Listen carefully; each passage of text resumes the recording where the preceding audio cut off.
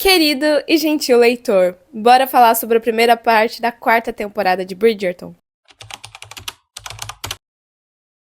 Oi, gente, tudo bom com vocês? Eu sou a Jéssica e este é o meu canal. E no vídeo de hoje, bora falar sobre a primeira parte da quarta temporada de Bridgerton, que chegou dia 29 de janeiro na Netflix. Bora conversar sobre esses 4 primeiros episódios dessa adaptação que a gente tanto ama, entendeu? Todo ano estamos aqui torcendo por uma nova temporada. Na verdade, a cada 2 anos, né? E assim, gente, essa quarta temporada foi um surto, entendeu? Essa primeira parte só trouxe mais ansiedade ainda para essa segunda que está vindo dia 26 de janeiro. Então, bora comentar sobre esses 4 primeiros episódios. Estou empolgadíssima. Esse vídeo vai ter spoilers. E, assim, gente, de verdade, eu amei.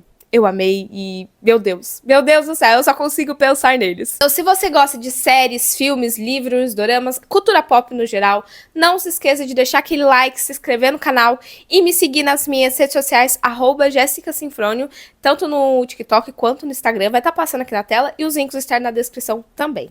Dado o recado, bora pro vídeo porque temos muito o que comentar. A quarta temporada de Bridgerton está adaptando o terceiro livro da série Os Bridgertons da Julia Quinn, e especificamente o livro Um Perfeito Cavalheiro, que tem como protagonista, finalmente, né, a história de Benedict Bridgerton está sendo contada. É o romance entre Benedict e Sophie Beck. E eu estou aqui para contar para vocês o que eu achei desses 4 primeiros episódios. Vou falar um pouquinho sobre os secundários, vou falar também sobre os nossos protagonistas, alguns momentos específicos que ocorreram. Como vocês podem ter percebido, a história de Benedict tem semelhanças ali com a história da Cinderela, porque o livro do Benedict é meio que um reconto da Cinderela, vulgo o meu conto de fadas favorito. Gente, eu sou apaixonada por Cinderela e eu sempre falo aqui pra vocês, porque eu amo Cinderela, eu amo. E eu amo filmes que trazem ali essa semelhança com a história da Cinderela. Então, já tivemos milhares de filmes dos anos 2000 que teve essa semelhança, né? E o livro da Julia Quinn não é diferente. Então a gente tem leves semelhanças, não é totalmente idêntico, mas é algumas coisinhas ali na história da Sophie, no primeiro encontro dela com o Benedict, que eu ainda vou comentar com vocês sobre. Então, assim, isso me fez me apegar ainda mais na história, de alguma maneira. Eu já li os livros de Bridgerton há 5 anos, mais ou menos. Então, assim, alguns dias atrás, antes da quarta temporada, eu reli o livro do Benedict, Um Perfeito Cavalheiro, porque eu estava querendo relembrar as coisas que acontecem no livro dele, porque eu lembrava de muitas coisas, mas os detalhes nem tanto. E foi uma experiência maravilhosa. Eu não tenho costume de reler livros, mas dessa vez eu falei, vou reler, porque eu quero relembrar de bastante coisa. E foi uma experiência maravilhosa, de verdade, gente. Reler o livro do Benedict foi algo que me fez perceber ainda mais, sabe? Entender ainda mais o porquê que eu gosto tanto dos livros de Bridgerton e o porquê de eu gostar tanto desse universo, sabe? Então, o livro dele é muito bom, a Sophie é maravilhosa, e eu estou gostando muito que esses 4 primeiros episódios demonstraram estar muito fiéis, sabe? Ao livro. Teve muitos momentos fiéis. Obviamente, uma adaptação exige mudanças, porque a gente está falando de algo escrito nos livros, em palavras, e outra coisa visualmente falando, os atores ali. É diferente, a adaptação vai exigir mudanças.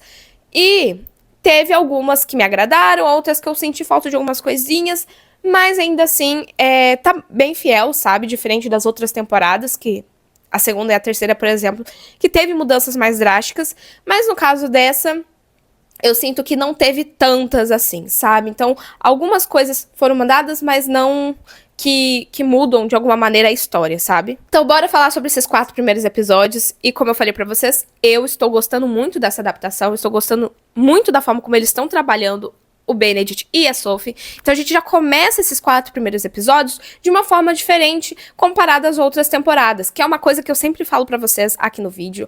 Eu sempre comento com amigas minhas que também gostam muito de Bridgerton, inclusive a Carol. Eu terminei Bridgerton e eu já fui comentar com ela. Ela ama o livro do Benedict e talvez ela esteja vendo esse vídeo também. Mas eu sempre comento sobre isso, é uma opinião minha nos vídeos da terceira temporada, que inclusive Pauline é um dos meus casais favoritos, eu amo Pauline, e eu fiz uma cobertura bem completinha aqui no canal, na época de Pollen. Estou fazendo os vídeos aqui do Benedict também, porque sou apaixonada pelo livro dele. Mas uma coisa que estava me incomodando desde a segunda temporada em Bridgerton é a questão dos protagonistas não terem tanto tempo de tela quanto os secundários. A primeira temporada, eu acho que ela é a mais fiel, na minha humilde opinião, comparada ao livro. Ela tem uma história muito bem contada do livro e na medida certa entre os secundários e os protagonistas. Então eu acho que eles pesam de uma maneira muito boa o protagonismo, né, do Duque e da Sophie. O Duque e da Daphne. Já na segunda temporada, eu sinto que eles têm um descaso total com a história do Anthony e da Kate, porque é uma história muito carregada de muito drama também, porque a gente tem o passado da Kate, que é uma coisa que eles nem pensaram em colocar na série, e isso me incomoda um pouco, porque é uma série. Se fosse um filme, eu até entendo a justificativa de, tipo, não dá tempo, é um filme. É curto período ali do tempo. Até aí, ok. Mas é uma série. Então, eu acho que eles tiveram muito descaso com uma das melhores histórias, que é do Anthony e da Kate. A terceira temporada de Polly, eles tentaram arrumar esse tempo de tela dos protagonistas. Eu sinto que eles deveriam ter dado mais tempo de tela dos protagonistas do que tiveram, tanto da segunda quanto da terceira. Mas eu sinto que eles corrigiram esse erro nessa quarta temporada e eu torço para que eles continuem nas outras, porque a gente tem bastante tempo de tela dos protagonistas, que era uma coisa que eu queria muito. Então a gente começa ali a história de uma forma diferente das outras temporadas. Porque a Netflix já tinha prometido pra gente que teríamos, ali só pelo trailer mais ou menos da série, a gente já teria uma visão maior dos criados, né, dos lacaios ali da família Bridgerton e de outras famílias importantes ali na sociedade, no universo de Bridgerton. E era uma coisa que eu tinha muita curiosidade, porque, gente, o John, Caio criado, eu não sei, mas é o John. Ele é um personagem que acaba aparecendo bastante ali no fundo, ou dando a mão pra Heloise descer da carruagem, né? Ele aparece nas outras temporadas e ele já chamou a atenção de muitas pessoas.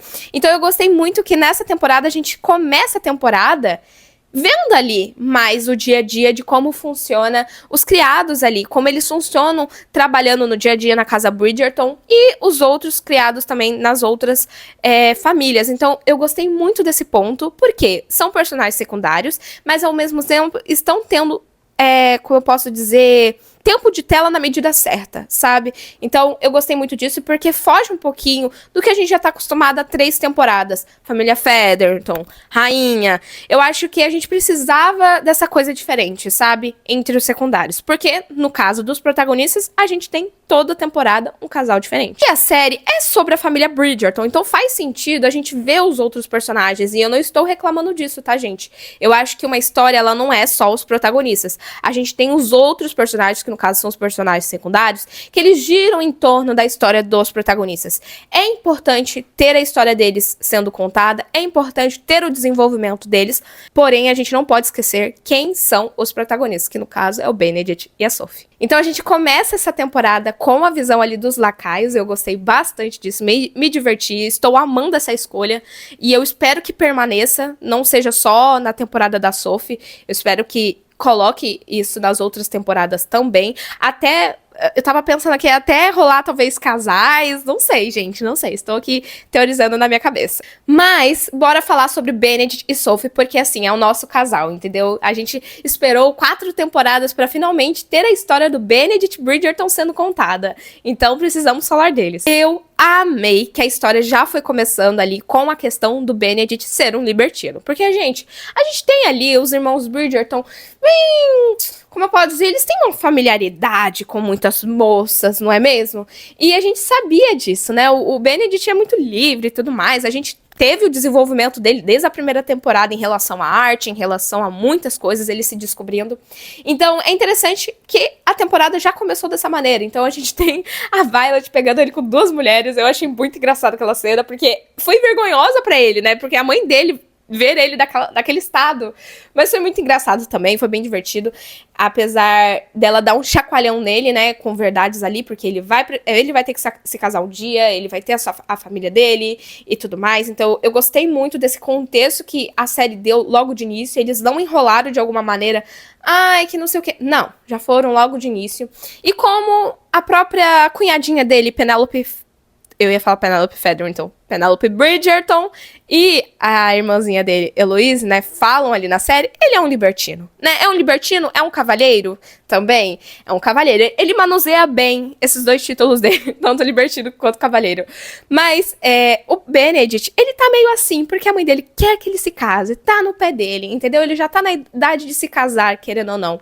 Enquanto as moças naquela época se casavam muito jovens, com cerca de 16, 17 anos, né? Na época que elas debutavam, diferente dessa época, os homens, não, os homens eles tinham maior liberdade para demorar mais para se casar, cerca de 30 anos mais ou menos. Então eles tinham tempo para estudar e para curtir e tudo mais, e ainda depois formar uma família, né? Diferente das mulheres, infelizmente. Então a gente tem aqui o Benedict com cerca de 20 e poucos anos, assim, quase 30 anos, e tá ali, ó, o relógio tá batendo para ele se casar, e ele ainda não encontrou uma moça que ele tenha interesse. Pelo menos não interesse para se casar, não é mesmo? Sabemos disso. E tivemos Violet Bridgerton preparando finalmente o baile de máscaras. No final da terceira temporada, a gente teve aquele contexto do Benedict conversando com a Heloise, falando sobre esse baile de máscaras. E muitas pessoas que já leram os livros, né, sabiam que esse baile de máscara era uma peça fundamental para a história do Benedict. Era onde a história dele realmente começava. E foi dito e feito, né, muitas pessoas estavam teorizando que a próxima seria finalmente do Benedict, e realmente é, né, e a gente tá tendo aí o Benedict finalmente mudando a vida dele, porque acontece esse baile, e é o momento que finalmente Benedict Bridgerton vai ficar arriado por uma mulher.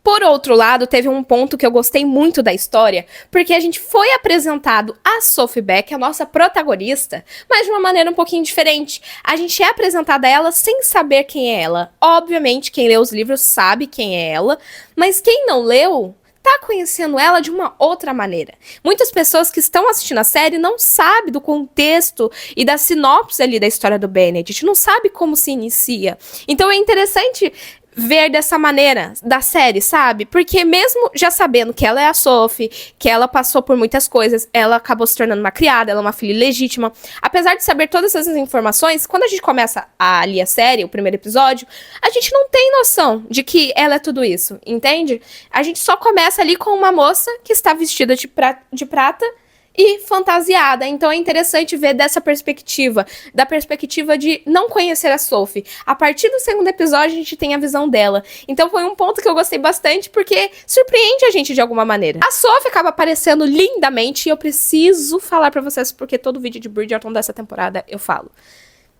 Eu não sei pronunciar o nome da atriz, é Yaren, mas gente, que escolha maravilhosa, que atriz perfeita. Eu estou encantada.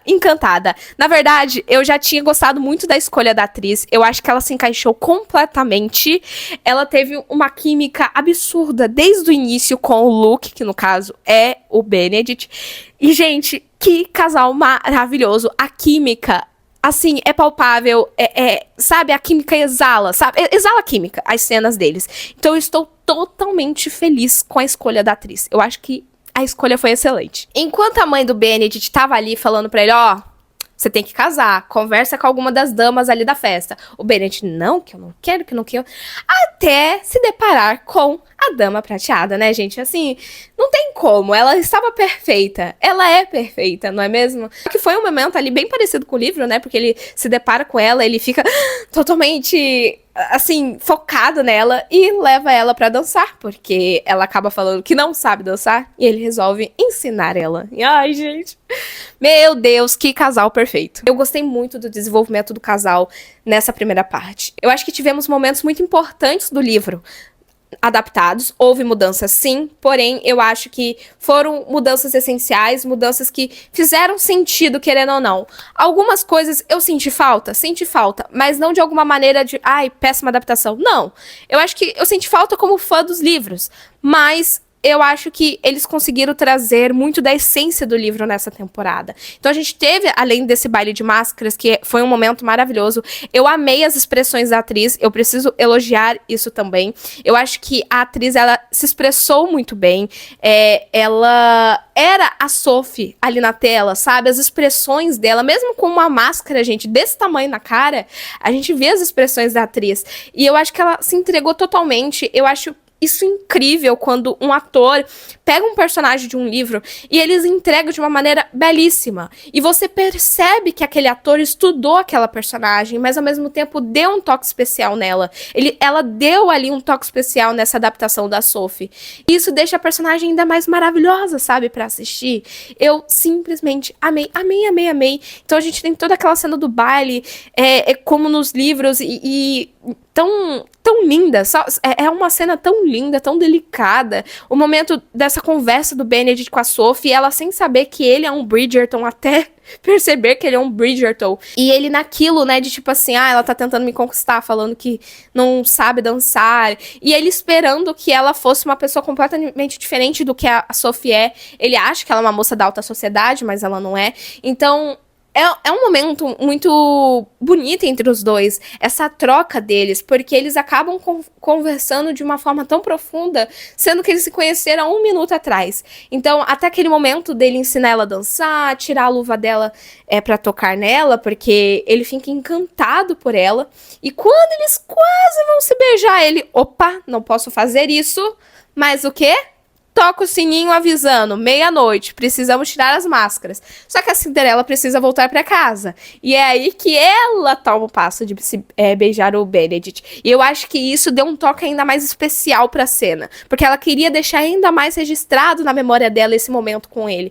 Porque não foi só ele que se apaixonou naquela noite, ela também. Então eu achei o momento inteiro significativo. A atuação dos dois está maravilhosa. E a gente tem isso de cada temporada, o protagonista Bridgerton, ele vai ter ali um glow up, né? Ele vai ter uma mudança ali nessa forma como ele vai adaptar, vai atuar, porque o protagonista dele... porque o personagem dele vai se tornar no protagonista. Eu sinto que o Luke, ele tá muito grato, ele tá muito feliz por finalmente a história dele ser contada. E nos bastidores, desde o início, eu sinto que o Benedict, o Luke no caso, ele estava muito ansioso pra ser o protagonista. Ele estava muito ansioso. Eu sinto que ele estava, claro, obviamente, nervoso, porque o personagem dele iria se tornar protagonista de uma das séries, na verdade, uma das maiores séries da Netflix. Mas eu sinto que ele estava muito empolgado. E eu sinto muito isso na entrega dos atores, tanto da Yaren, eu acho que é assim que fala o nome dela, gente, posso estar falando super errado. A atriz da Sophie, o Luke... eles estão muito empolgados por essa temporada. E é um amor muito genuíno da parte deles. Então eu sinto que eles estão muito gratos por esse personagem.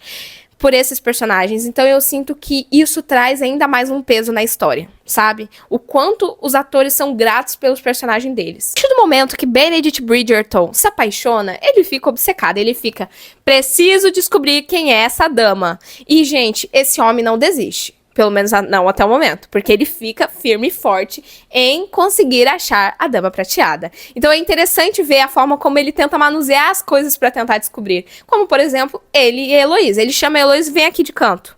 Você vai me ajudar a achar a dama e eu vou te livrar da mamãe. Porque a Heloísa, nessa temporada, a gente vê que ela se autoafirmou ser uma solteirona. E ela está muito orgulhosa disso. E tá tudo bem, ela pode estar. Só que é interessante ver a forma como ela fica tão decidida, de alguma maneira. Eu sou solteirona. E a gente tem isso nos livros, né? Quando ela tá com cerca de 30 anos, ela se autodenomina ali solteirona e ela fica muito feliz com isso.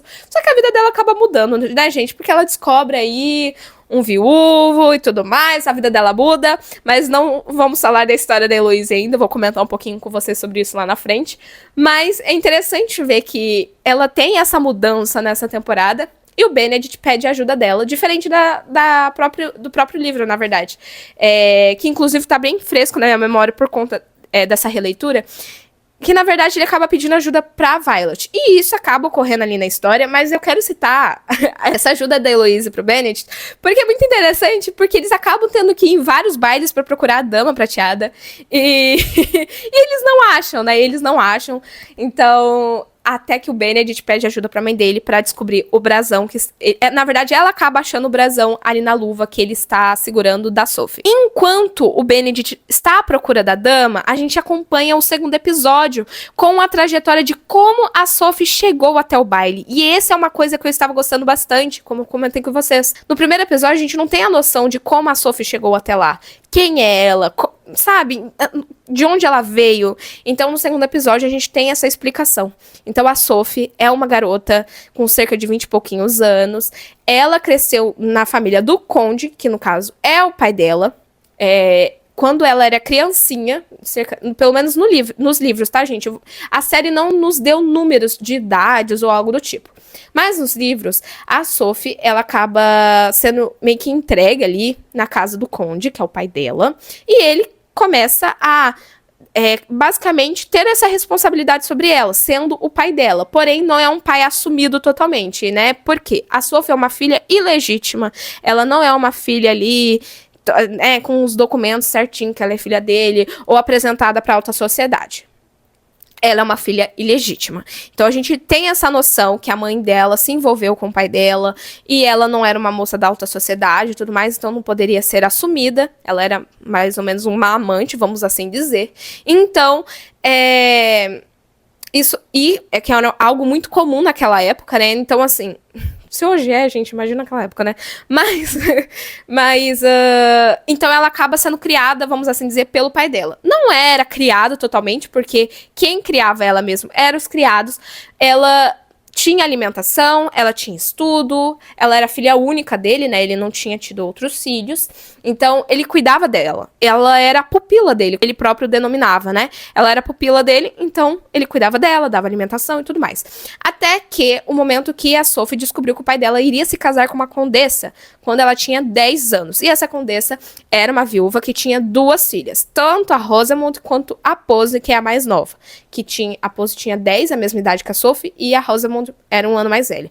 Na série, a gente tem ali as crianças bem menores, mas os livros, elas tinham cerca de 10 anos. Depois de 4 anos de casado, né, entre o pai dela e a madrasta dela, ele faleceu muito jovem, com cerca de 40 anos. E desde o momento que a condessa conheceu a Sophie, ela não gostou da Sophie. Ela tinha ranço da Sophie, vamos assim dizer, né? Ela abominava a Sophie e outras coisas também. Então, depois da morte, né, do Conde, ela falou pra ela, ó, seu pai não deixou nada pra você, né? Era óbvio que ele era seu pai, não te deixou nada. E você vai se tornar uma criada aqui em casa. Então, eu vou te dar um lar, vou te dar comida, mas você vai ser criada pra meio que receber tudo isso, porque seu pai que deixou você, ó, sem nada, basicamente isso. Então a Sophie acabou se tornando uma criada da sua própria casa. Então ela viveu uma vida muito, muito, muito infeliz nesses anos. Na série a gente vê o quanto a Araminta é sim uma pessoa cruel. Ela é má e ela escolhe ser má, e ela gosta de ser má, claramente gosta de ser má. E ela é uma pessoa muito, muito cruel. E ela criou as filhas dela pra ser cruel também. Principalmente a Rosamund. Porém, a Pose, que é a mais nova, é a única que trata bem a Sophie, né? E a Sophie, ela fica naquilo, né? Ela nunca foi no baile, ela nunca saiu, ela nunca viveu a vida que ela deveria ter vivido ou estar vivendo. Porque quem realmente era filha do Conde... Eu acho que ele era Conde, gente. Posso estar errado, mas ele é condessa? Eu acho que ele era Conde. Quem realmente devia estar vivendo tudo isso era ela. Não era nem as filhas só da condessa, entende? Então, ela fica naquele interesse genuíno de conhecer o baile, de ir finalmente. E os outros criados ali, que são amigos dela, apoiam ela e ela escolhe ir ao baile. Então, ela vai toda maravilhosa. E, gente, que lindo, sabe? O amor genuíno que ela sente, o encanto genuíno que ela sente pelo baile, ela olhando pra ele como se... Na verdade, ela olhando todos os mínimos detalhes. Não é como se ela estivesse indo pela primeira vez. É ela indo pela primeira vez. Tanto que o Benedict se encanta muito por ela, com o olhar dela, né? Que ela tá admirando tanto ali o baile. Nessa busca do Benedict pela dama, a gente tem essa trajetória dele do Benedict, porque a mãe dele acaba falando que o brasão que tá na luva é de Penwood, então ele vai atrás. Porém, quem ele conhece, gente? Que ele conhece Rosamund e Pose.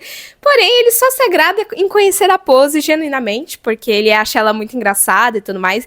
E é nesse momento que temos uma das maiores cenas dessa temporada, que é a Sophie olhando para o Benedict, e ela mais encantada ainda por ele, porque ele tem um interesse genuíno em ouvir a Pose, e é a única que realmente trata bem a Sophie, querendo ou não.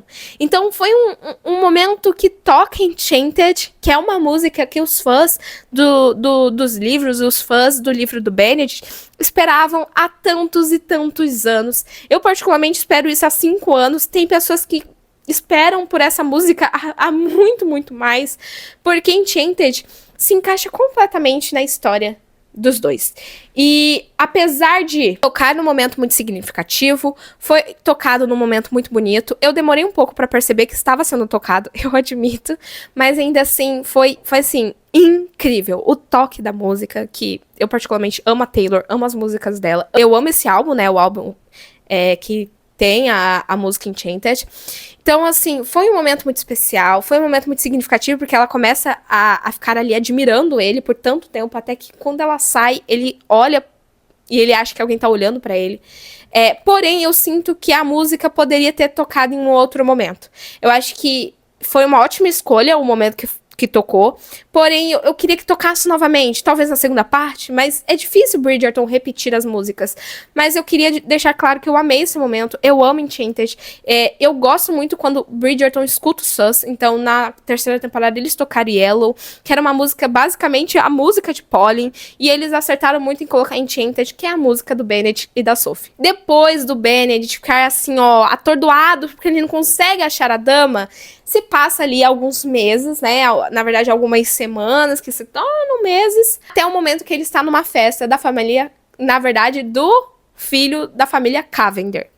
E a família Cavender, ela é citada no livro também, só que esse homem é horrível. Sabe, é um lixo ambulante. Então a gente acaba vendo ali, se deparando com o Benedict, que antes amava completamente essas festas de cavalheiros, com muitas mulheres, com muitas bebidas. Ele amava. Porém, agora ele se sente entediado. A gente vê isso, que ele está entediado nessas festas. E ele resolve ir embora, porém ele acaba vendo o Cavender tratando muito mal e assediando uma de suas criadas, que no caso é a Hazel. Só que nesse momento, a Sophie aparece e acaba com o rumo desse homem e protege a Hazel. E aí, nesse momento, o Cavender começa a assediar também a Sophie. Uma diferença que eu amei do livro pra série. Por quê? No livro, na verdade, a gente tem a Sophie sendo assediada e é um momento muito pesado, é um momento muito triste, porque a gente sabe que mulheres nunca estão protegidas, nunca estão seguras, né, infelizmente. E ainda mais naquela época que era, né, hoje já é péssimo essa questão, imagina antigamente, né, que era pior ainda, mas a gente vê o quanto as criadas eram assediadas, né, e muitas delas passaram por coisas, né, muito complicadas, que eu não vou falar muito aqui, mas nesse momento o Benedict salva ela, né, ele soca a cara do Cavender, diferente do livro, que nesse momento ele só meio que fala, a Sophie vai vir comigo, ela vai trabalhar comigo e ela pode se demitir daí. Basicamente isso, e ele briga, ele defende a Sophie do Cavender. Porém, aqui a gente tem ele acabando com a raça do Cavender. E foi um momento muito satisfatório, diga-se de passagem. Sou contra violências, tá bom, gente? Quero deixar claro. Mas nesse momento, ele merecia, né?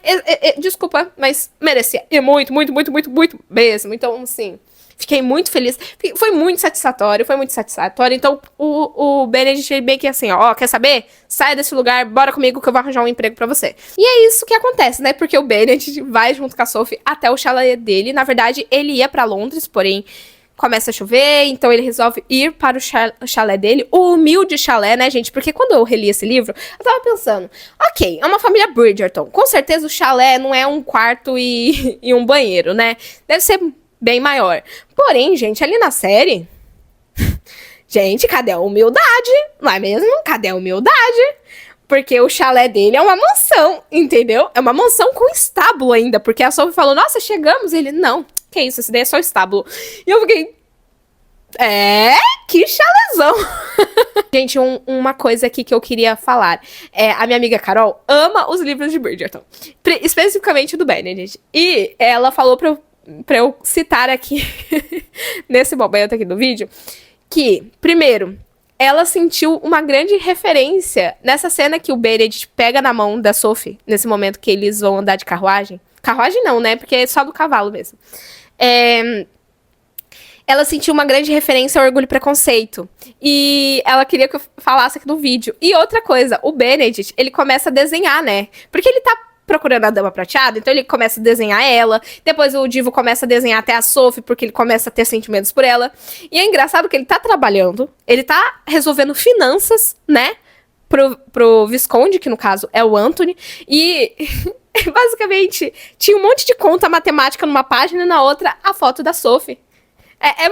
O Benedict, às vezes a gente pensa, meu Deus, esse menino tá no mundo da lua, porque não é possível. Eu simplesmente amo a fase do Benedict e da Sophie no chalé. Eu acho que ela entrega ainda mais a Sophie ali, a personalidade. Aquela cena dela caindo no gramado, e o momento que ela cuida dele, porque o Benedict acaba ficando, ele se machuca ali na briga com o Cavender, então ele fica com febre, fica delirando. Diferente do livro, ele tá com uma gripe forte. Aqui, nesse caso, ele tá machucado por causa do Cavender. Então, ele fica delirando, pensando na Dama Prateada e tudo mais. E a Sophie cuida dele nesse momento delicado, até que os caseiros do chalé chegam e eles começam a perceber esse clima diferente entre Sophie e Benedict. E é interessante ver que a maior parte do desenvolvimento deles como casal, nessa época do chalé. Apesar de que eu senti que foi muito rápido, né? Eu acho que basicamente foi um episódio só nessa fase deles no chalé. No livro, são alguns capítulos, eles passam por muitos momentos juntos. Ela lê livros pra ele, e eles conversam bastante sobre muitas coisas, porque ela é a convidada dele ali no chalé, ela não é uma criada, e ela se sente muito deslocada nesse momento, porque ela não sabe como agir. E é muito, muito, muito genuíno o amor que ela sente pelo chalé depois dessa fase, porque quando a gente tem a cena do lago, que era uma cena esperada por muitas pessoas, eu sei que dividiu o público, né? Muitas pessoas odiaram, outras pessoas gostaram. Eu particularmente gostei da cena, eu senti falta de um pouco mais coisas diferentes, porque assim, gente, no livro, a cena do lago, ali naquele momento que ela sai pra passear, e o Benedict tá ali nadando no lago sem... do jeitinho que ele vê ao mundo, esse momento é um momento muito... bem explícito até no livro, sabe? E na série a gente não teve muito isso. Eu senti que...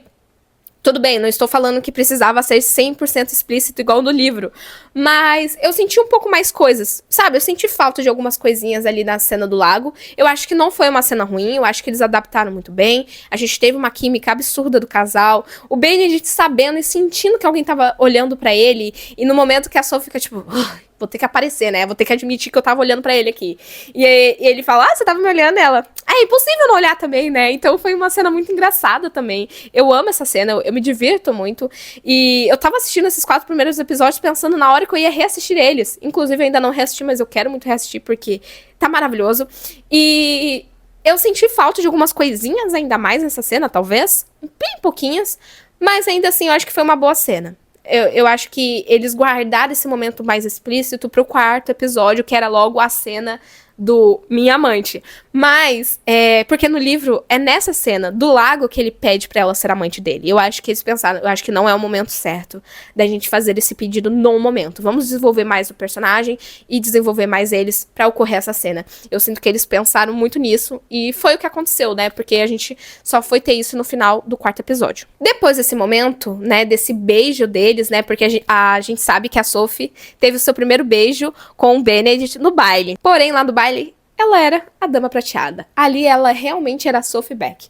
Então, a gente tem esse momento ali que eles ficam meio constrangidos e tudo mais. E ela resolve querer procurar um emprego em Londres, né? Sair dali do chalé. E ele fala, bora lá. Vamos que eu vou te dar um emprego. E aonde que ele dá um emprego pra ela, gente? Na casa Bridgerton, não é mesmo? Porque ele não é bobo nem nada. Ele não vai deixar ela longe dele. E... ele não é besta. Então a Sophie acaba conseguindo um emprego ali na família Bridgerton. E eu amo, amo, amo o carinho genuíno que ela cria pela família Bridgerton, porque ela admira muito essa família.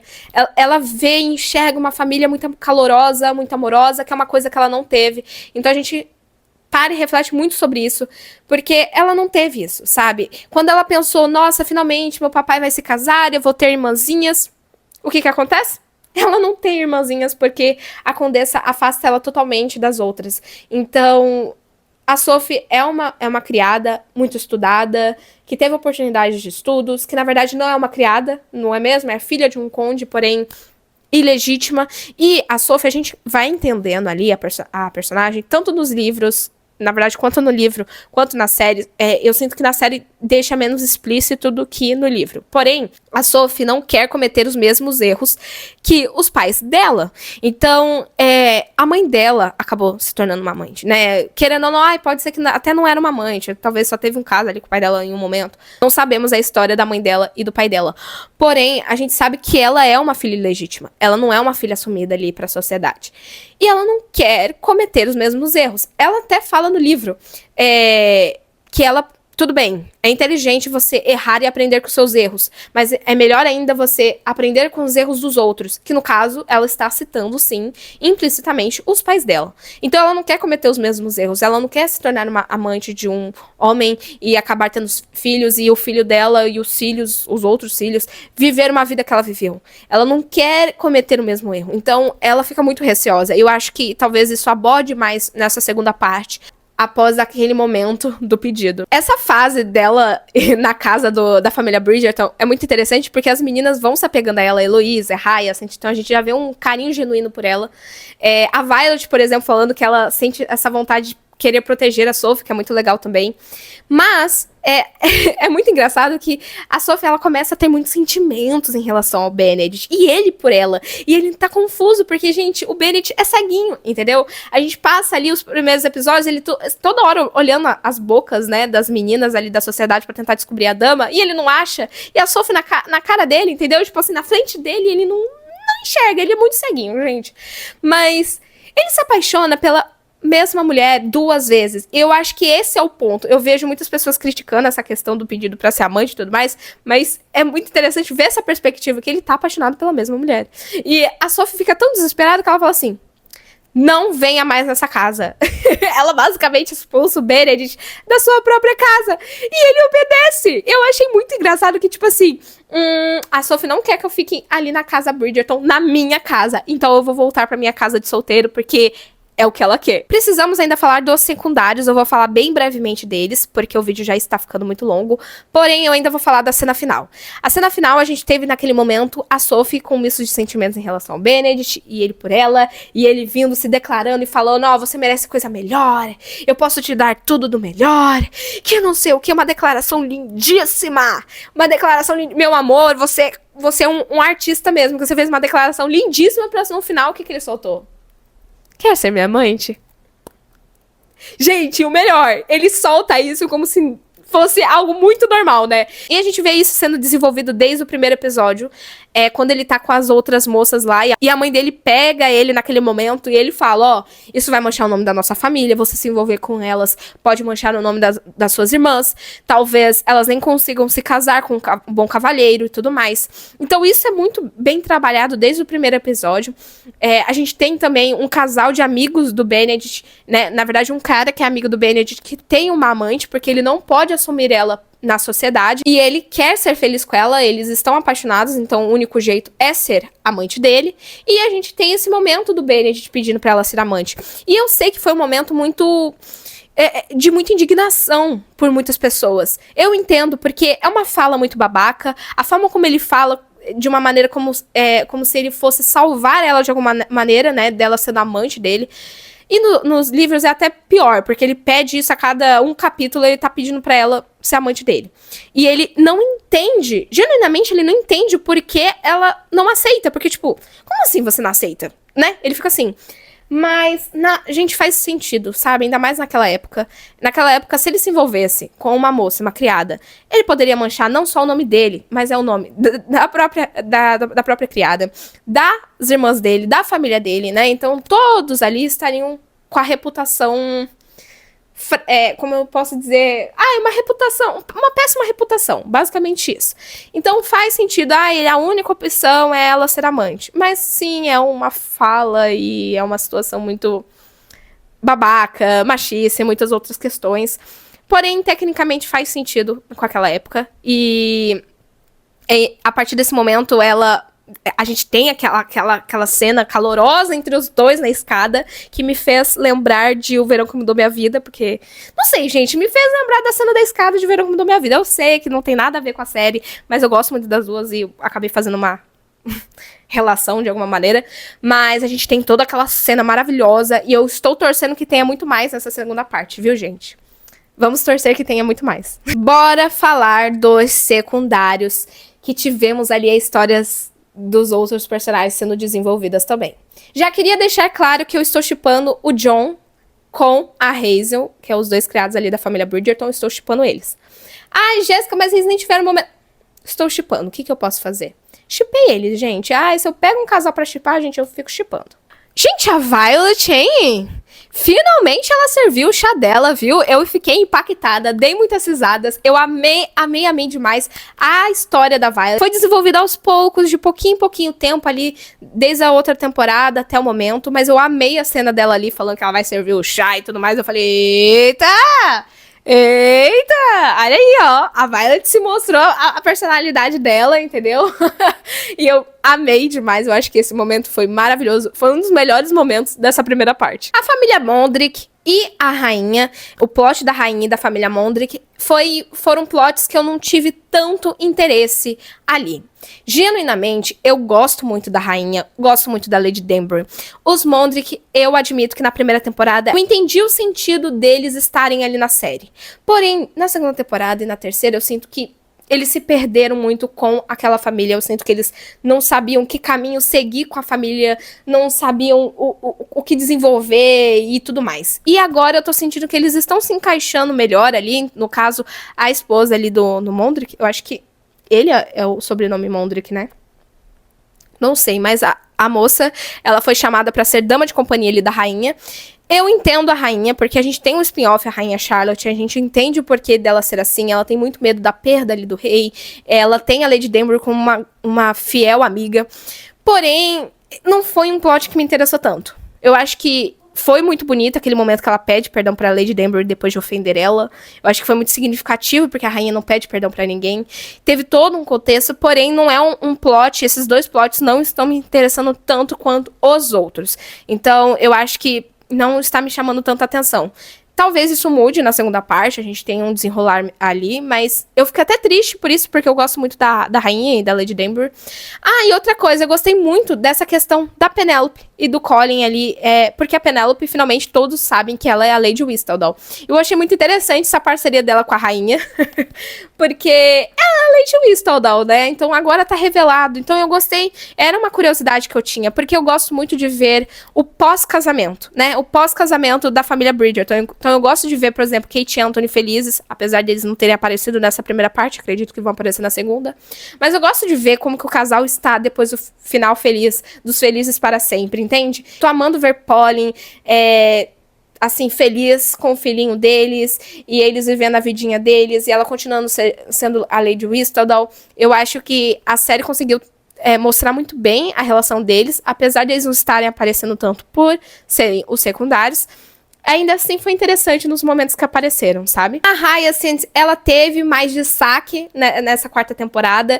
Estão preparando ela, né? Porque logo, logo ela vai debutar. E foi interessante ver o interesse genuíno que ela tem, né? Pelo casamento, por saber etiqueta e tudo mais. E ela teve muitos momentos junto com a Heloise. Ela tá muito junta com a Heloise nessa fase. E a Heloise, ela tá muito deslocada. Eu senti isso na Heloise. Ela tá muito deslocada de todo mundo. Por quê? Desde a primeira temporada, ela afirma que ela não tem interesse em casar, em ter uma família. Na verdade, ela não tem... Não é que ela não tem interesse em ter uma família, mas ela não tem essa paixão que todas as meninas têm em se casar, né? E tudo bem, são pessoas diferentes, são trajetórias diferentes. Mas a Heloise, ela tem o privilégio de poder escolher se ela quer se casar ou não, né? A própria mãe dela fala, se você quiser, vai aparecer vários cavaleiros querendo se casar com você. Você é uma Bridgerton. Ela tem esse privilégio, diferente de outras mulheres que não têm. E é uma coisa que me incomoda um pouco. Eu amo a Heloise, porém, ela teve uma mudança, sim, na personalidade dela, da adaptação. Nos livros, ela não tem tanto interesse em se casar e tudo mais, mas é porque ela simplesmente não encontrou o amor dela. E na série, eu sinto que ela meio que abobina um pouco mais o casamento, entende? E apesar de não ser isso, a personagem não abobina o casamento. Ela só não tem tanto interesse genuíno como as outras pessoas. Porém, me incomoda um pouco a forma como ela trata com descaso os sonhos das outras meninas por ser diferentes do dela. Tem uma frase de um filme que se chama Adoráveis Mulheres. Eu amo esse filme, sou apaixonada. E a frase é: Só porque os meus sonhos são diferentes dos seus, não significa que não são importantes. Eu gravei essa frase na minha cabeça porque é uma frase muito importante, ela traz muito peso. E eu senti muito isso na cena da Heloise com a Hyacinth. Que a Hyacinth tá tão empolgada em falar de casamentos e tudo mais, e a Heloise, tipo, trata com total descaso, como se o mundo girasse em torno dela. E a Hyacinth fala, olha aqui, você tá sendo egoísta, minha amiguinha, pare com isso. Então, eu gostei muito desse chacoalhão, porque eu amo a Heloise, porém, a gente sabe que ela tá deslocada. Todas as meninas ao redor dela, todas as irmãs dela já se casaram ou estão com interesse em se casar. A única solteira até o momento é ela e a Hyacinth, que é a mais nova. Então, a Francesca se casou, a Daphne já tá com a família dela. Então, a Penélope, que é sua melhor amiga, que prometeu ali estar com ela, solteiras, também se casou com o irmão dela. Ela está feliz por elas. Ela está feliz pela Penélope, por exemplo, mas ela está sem sentido deslocada. E eu acho que é um dos pontos que mais, na minha cabeça, fazem sentido da próxima temporada ser a dela. Nos livros, o 5º livro é o livro dela. Então eu estou sentindo que a 5ª temporada vai ser dela. E eu torço por isso, porque eu quero muito a história da Heloise sendo contada. A gente sabe que o par romântico dela já apareceu na primeira temporada, então eu espero muito, genuinamente, que finalmente aconteça. Ah, e um bônus aqui. Eu amei o Gregory nessa temporada, e eu só consigo pensar em um quanto estou ansiosa pela temporada da Hyacinth e do Gregory, porque eu amo os livros deles. Eu acho que o do Gregory é o mais caótico. Gente, vocês acham que o Anthony, por ter se casado lá, porque, né, fez aquilo com a Kate, teve que se casar. A Daphne, que o irmão dela e o Duke tiveram que entrar ali em uma situação de briga ali, de tiro e tudo mais, pra reputação dela. Todos esses irmãos que fazem o caos na vida ali da Violet, gente, não chega nem perto do que o Gregory faz. Porque assim, gente, pensa no menino que fez o livro dele ser um caos. E um detalhe, ele teve mais filhos que a própria mãe dele. Agora, bora falar um pouquinho sobre a Francesca e o John. Eu sou uma pessoa que ama muito o livro da Francesca, é o 6º livro da série Os Bridgertons. Eu acho que é uma história, é a história com maior, eu acho que maior carga dramática, vamos assim dizer. O da Sophie e do Benedict também, mas a da Francesca é muito mais, porque a história dela fala muito sobre o luto, sobre dar uma segunda chance para o amor, sobre infertilidade, então é sobre muitos tópicos muito sensíveis, e eu sinto que é um dos únicos livros, na verdade, que a Julia Quinn desenvolveu tão bem, porque teve outros livros que desenvolveram mais, outros menos, depende muito ali da história desse universo de Bridgerton. E eu não estou falando da questão da Francesca com a Micaela, porque nos livros a gente tem um romance entre Francesca e Michael, né? E no final da 3ª temporada, a gente teve a confirmação que a prima, que no caso, o primo do John é o Michael nos livros, aqui no contexto da série, é a prima Micaela. Então, a gente tem a confirmação que a Francesca vai se envolver com a Micaela futuramente na temporada dela. É uma mudança que todos já sabemos, e o meu ponto não é esse que eu vou falar aqui no vídeo. O meu ponto é sobre Francesca e John, porque foram sobre eles que tivemos que acompanhar ali nessa 4ª temporada. Eu gosto muito da Francesca, eu gosto muito genuinamente do John. O John é um ótimo marido pra ela, ele ama muito ela, ele apoia muito ela, ele é um marido muito compreensível, muito carinhoso. E eu sinto que eles estão com um certo descaso com a história deles. Eu acho que eles não estão tratando a história com respeito. Entende? Tá tudo bem você discordar de mim e não concordar, tá tudo bem, eu acho que cada um tem a sua opinião, cada um tem a sua visão da história, e o importante é manter o respeito e tudo mais. E, na minha humilde opinião, eu acho que eles estão com certo descaso da história do John e da Francesca. Esses momentos ali foram constrangedores de assistir, as cenas da Francesca, do John tocando ela, e ela sentindo agonia ali por ele. E eu fiquei meio assim, porque na história dela, como eu falei, fala muito sobre o luto, fala muito sobre a infertilidade. A gente vê ali a Francesca em grande debate ali, porque ela tá tentando entender sobre o clímax. Também ela também quer engravidar, porque ela vem de uma família com muitos irmãos, então ela quer ter uma família grande também. Porém, ela não está conseguindo engravidar, então a gente vê ali que ela tem ali uma dificuldade, né, na fertilidade dela. Eu acho que é assim que fala, não sei. Mas a questão eu sinto que esses momentos... Porque, gente, a história do John e da Francesca foi tão bem desenvolvida na 3ª temporada E eu queria que fosse bem desenvolvida também pra quarta. E eu sei que ela vai se envolver com a Micaela. Porém, eu queria que essa história fosse respeitada do início ao fim entre ela e o John. E eu sinto que isso não está ocorrendo e isso está me incomodando genuinamente. Eu estou genuinamente com medo do que eles podem fazer nessa quarta, na verdade, nessa segunda parte. Então, eu gosto muito da história da Francesca, eu respeito muito a relação dela com o John, eu acho que é uma relação, assim, lindíssima, com muito respeito.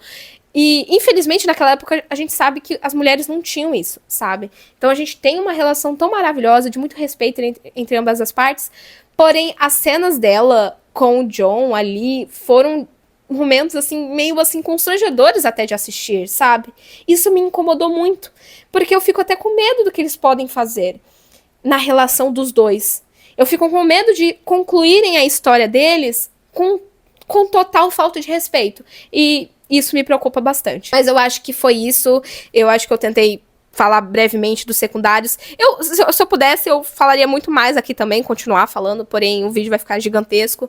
Mas eu espero muito que vocês tenham gostado do vídeo. Eu falei com total sinceridade sobre essa primeira parte. Estou, sim, ansiosa para a segunda. Eu realmente acho que talvez a história da Heloise venha a ser a próxima. Então talvez a gente tenha um maior desenvolvimento dela consigo mesma e sobre suas questões. Eu realmente espero que a próxima seja dela, porque eu estou ansiosíssima. Mas é isso, espero muito que vocês tenham gostado do vídeo. Então, se você gosta de Bridgerton e outras séries, não se esqueça de deixar aquele like, se inscrever no canal e me seguir nas minhas redes sociais, que vai estar passando aqui na tela, e os links vão estar todos na descrição também. É isso, um beijo. Até o próximo vídeo. Tchau! Gente, eu tenho que ligar meu ventiladorzinho aqui, porque ó, que calor, hein? Meu Deus do céu!